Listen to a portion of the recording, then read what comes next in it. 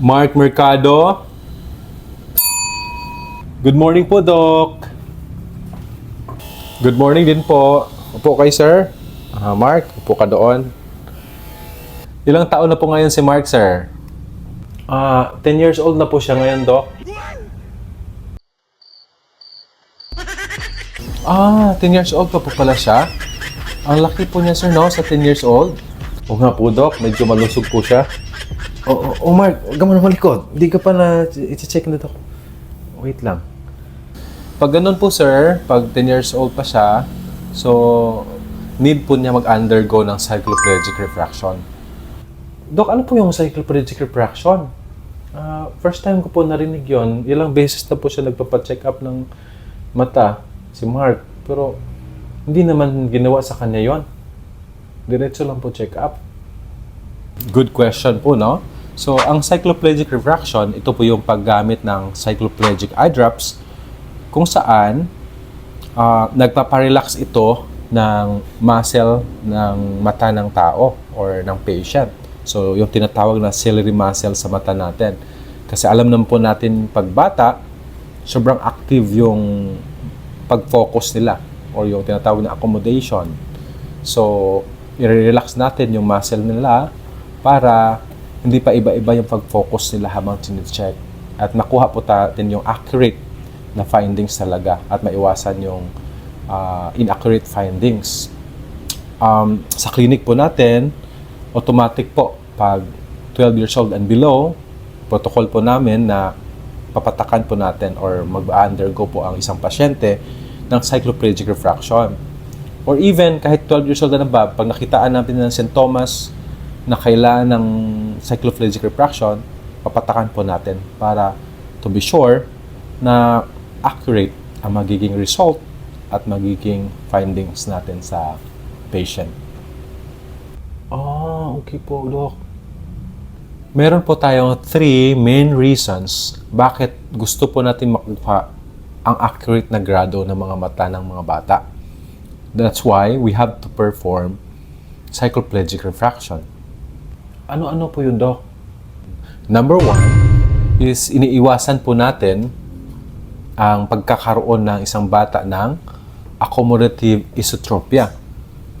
Ito po yung pagpasok ng mata or pagkaduling ng pasyente dahil sa undercorrected or uncorrected na farsightedness or hyperopia na sobrang taas. Kasi, for example, merong hyperopia or farsightedness sa isang bata, tapos hindi natin na-reveal yung totoong amount. And pag hyperopia kasi, automatic kasi nag-contract yung muscle ng bata para makompensate yung hyperopia. So, pwedeng maitago niya yon yung big amount ng kanyang farsightedness. So, possible, makukorek lang natin. For example, meron siyang dapat plus 300 and dahil sa hindi natin ma-reveal kasi hindi pinatakan, pwedeng ang lumabas lang sa after examination is plus 100. So, may natagong plus 200 na pwedeng mag-cause ng pagpasok ng mata ng bata o pagkaduling. Okay po, Doc. Okay, so, pangalawa is para maiwasan natin yung pagkakaroon ng isang bata ng amblyopia or lazy eye.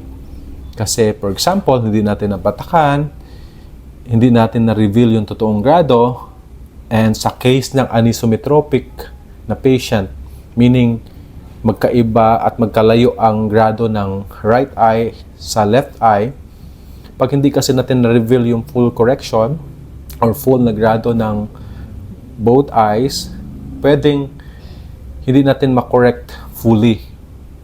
Lalo na yung isang mata na mas malabo. So, ang tendency, hindi na masyadong gagana yung isang mata na mas malabo kasi hindi na fully correct. And pwedeng ma-develop into amblyopia or lazy eye.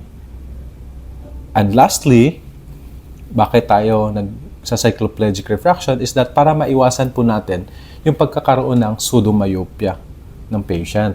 No? So, false pseudo means false. So, for example, ang patient supposed to be na bata, meron siyang a little hyperopia or farsightedness, pero dahil sa nag-overcontract yung muscle ng eye niya, even yung adult, no? So, imbis na plus ang magiging result after exam, nagiging minus. No? Kasi pag na-overcontract, towards minus ang grado niyan. So, nagiging false myopic siya imbis na hyperopic or farsighted. So, nangyari, mali yung magiging possible na correction.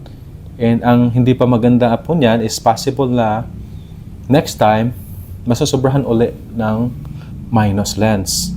So, ang hindi maganda po doon, pag sobra yung minus na grado, pwede mag-trigger ng mas pagtaas pa ng myopia at tuloy-tuloy na pagtaas hanggang sa maging high myopic ang isang tao. So, yun po. Okay po, Doc.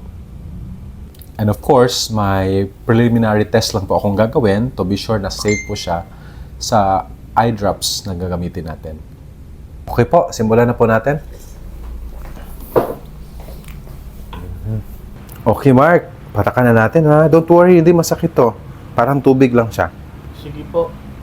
Okay, sige. Para matapos na.